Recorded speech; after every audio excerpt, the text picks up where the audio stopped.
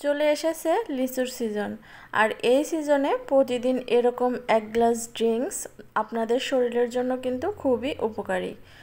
প্রতিদিন এভাবে এক গ্লাস ফ্রেশ জুস যদি বাসায় তৈরি করে খান, তাহলে বাহির থেকে চড়া দামে অস্বাস্থ্যকর পরিবেশে তৈরি ড্রিঙ্কস আর কিনে খেতে হবে না। এরকম ফ্রেশ ড্রিঙ্ক কীভাবে খুব সহজে বাসায় তৈরি করা যায়, সেটাই আজকে আপনাদের সাথে শেয়ার করব। আর এই শরবতটা কিন্তু খেতে ভীষণই মজা, বিশেষ করে বাচ্চারা তো খুবই বেশি পছন্দ করে। তো চলুন মূল রেসিপিতে চলে যাই।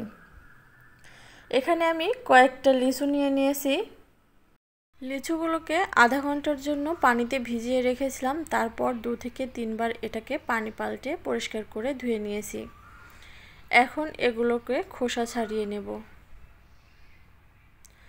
বাজার থেকে যে কোনো ফল কিনে আনার পরে আধা ঘন্টার মতো পানিতে ভিজিয়ে রাখবেন, এতে করে এতে ফরমালিন দেওয়া থাকলে সেটা দূর হয়ে যাবে।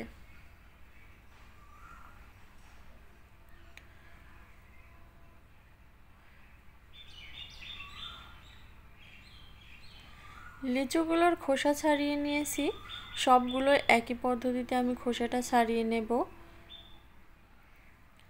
খোসা ছাড়ানো হয়ে গেলে এখন একটা ব্লেন্ডার জারে দিয়ে ব্লেন্ড করে নেব। তার আগে এর মধ্যে যে বীজটা রয়েছে সেটা বের করে নিতে হবে।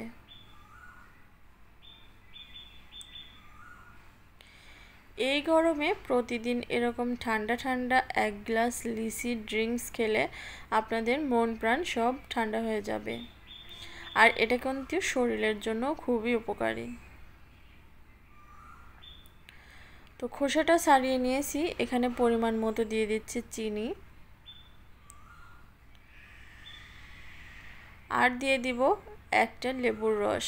একটা লেবুর পুরোটাই রসটা আমি এখানে দিয়ে দিচ্ছি। এখন এটাকে ব্লেন্ড করে নেব।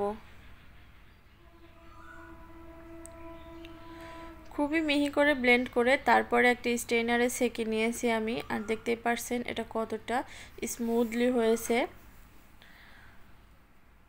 এখন অল্প অল্প করে একটা গ্লাসে দিয়ে দিচ্ছি এভাবে। তারপর এখানে দিয়ে দিব ঠান্ডা ফ্রিজের পানি। আপনারা চাইলে এখানে বরফ কুচিও ব্যবহার করতে পারেন। আমার যেহেতু পানিটাই খুবই ঠান্ডা, তাই আমি এখানে বরফ কুচিটা দিলাম না।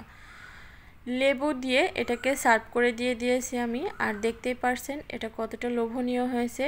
খেতে কিন্তু ভীষণ মজা। আপনারা চাইলে প্রতিদিন এভাবে লিচির ফ্রেশ ড্রিঙ্ক বাড়িতে তৈরি করে খেতে পারেন।